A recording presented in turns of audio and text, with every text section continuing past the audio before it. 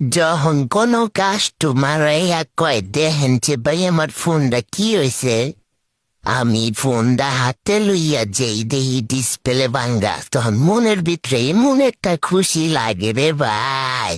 কারণ আমিও তো এইটাই চাই যে কাস্টমার ডিসপ্লে নষ্ট কইরা ফোন আমার কাছে ঠিক করবার আনুক, তারপর আমি ঠিক করে দিমু।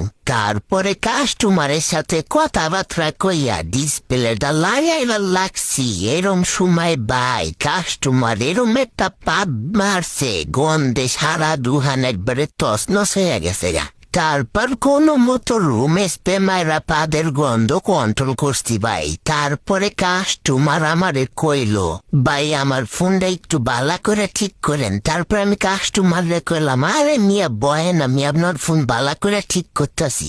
আর এই দিক দিয়ে পাদের গন্ধে আমার অবস্থা একেবারে শেষ। কাস্টমারে কিছু কইতেও পারি না।